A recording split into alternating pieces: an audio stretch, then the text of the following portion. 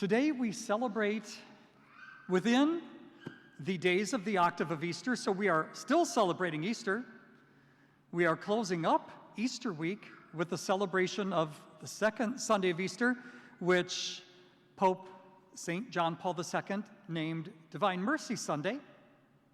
And as we have been celebrating Easter over and over and over again throughout the week, we have been thinking about the great glory that was won for us.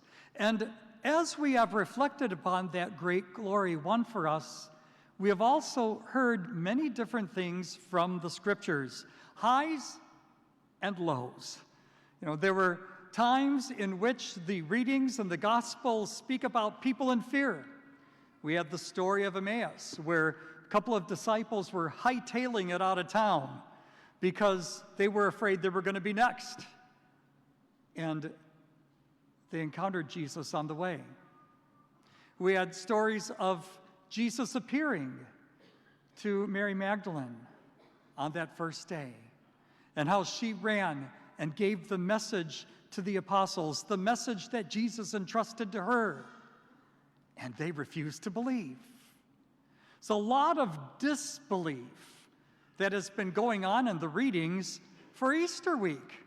It seems so schizophrenic in many kinds of ways. We're saying we believe, we're saying victory, we're saying this, and yet we recount unbelief, incredulity, and today in the gospel, doubt. I think if anybody summarizes the vast majority of humanity better than anyone else, it would be Thomas. The patron saint of all unbelievers. I love the second Sunday of Easter because I love the story of good old doubting Thomas.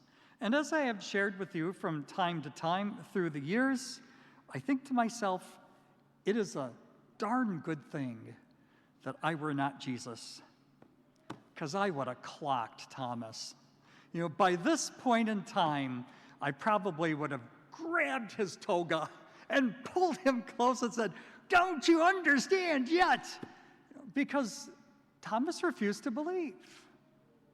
He wasn't there when Jesus appeared to the other apostles in the upper room. For one reason or another, we don't know, Thomas was absent at that point.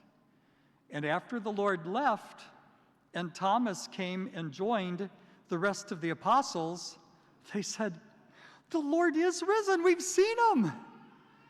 And you can almost imagine him saying, "What kind and how much wine have you imbibed in already?" He wasn't going to believe. As a matter of fact, he was so emphatic in his disbelief that he said, "I will never believe." Don't ever do this to God, by the way. There are times we test God and taunt God. We shouldn't do that. I will never believe, not until I can put my finger in his hand and my hand in his side. Oh, eat those words, Tommy baby. Eat those words. The next time Jesus appeared, Thomas was with them. And again, it's a good thing Jesus was Jesus and not me, because Jesus was nice. He threw the words right back at him, though. He said, "Come on, Tom, go for it. Go for it. Put your finger in my hand, Tom. Put your hand in my side. Come on. Don't persist in your unbelief. Believe, Tom, believe. It truly is me. My Lord and my God." Yeah, you're just saying that because you see me. Blessed are those who do not see and believe. And you know what? That's a beatitude. That's the exact format of the beatitude. The language written is the same kind of formulary as any other beatitude. Blessed are they who do not see me, but still believe. And that's extended to you and me. This has been, I've shared with some people, my staff knows this quite well, a rough week for me. Usually the week after Easter, you want to have some downtime. Instead, after this morning, I've had 4 funerals. And they've been pretty rough funerals. One, a mid-40s person who died after terrible cancer. Another person who was very familiar with many of us. Some of you would have even known him. He would come to the Saturday Mass if he couldn't make it Sunday at noon. The guy that used to ride in the big scooter, Dave Bender. He passed away the day before his 56th wedding anniversary. Yesterday, buried a former student, 25 years old, graduate 2013, who had pretty horrible cancer that several weeks ago spread to his lungs. And this morning, finally, the fourth, who was a very active person and who passed away, and her family was left without her. And this all happened in the week of life. Life. And we're talking about tragic deaths.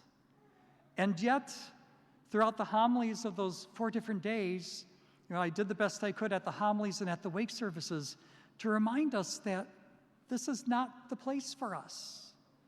None of us want to live on this earth forever, and if you do, you're sick. None of us want to live on this earth forever. We want to go home to the Lord.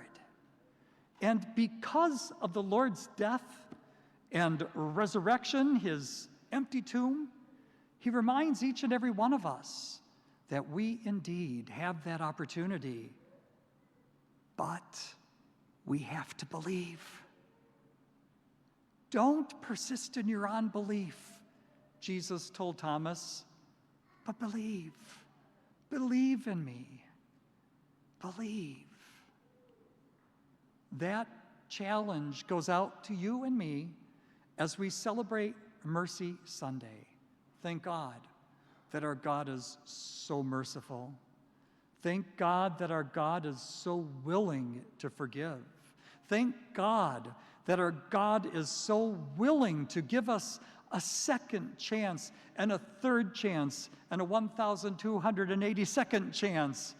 Our God wants us to come home to him, and he will do everything that he can to help us believe, even allowing us to examine his hands and his side, because he doesn't want to lose any one of us.